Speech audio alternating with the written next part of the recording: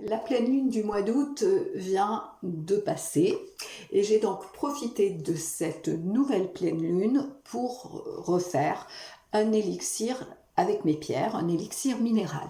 Alors cette fois-ci, donc là je suis en train de finir de les mettre en flacon, donc j'en ai fait pour moi et puis pour une amie.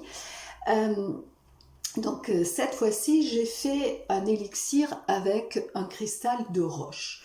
C'est un gros cristal de roche que j'ai et c'est un cristal maître.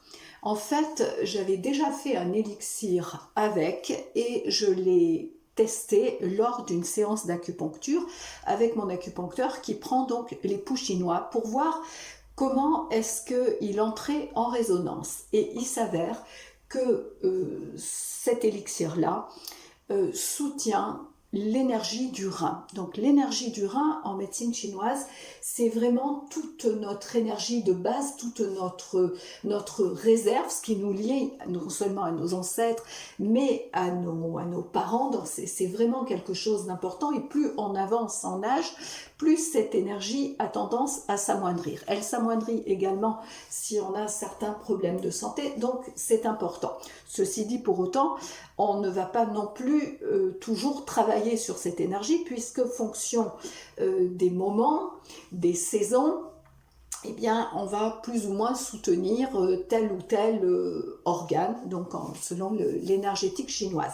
Et du coup, j'ai préparé cet élixir, sachant qu'il intervient sur cet espace de l'énergie du rein. Pour autant, j'ai d'autres cristaux de roche et qui ne travaillent pas de la même façon parce qu'ils ne viennent pas du même endroit, ce ne sont absolument pas les mêmes. Voilà, donc c'est important à savoir que toutes les pierres, même si elles sont de la même famille minérale, ne vont pas travailler de la même manière.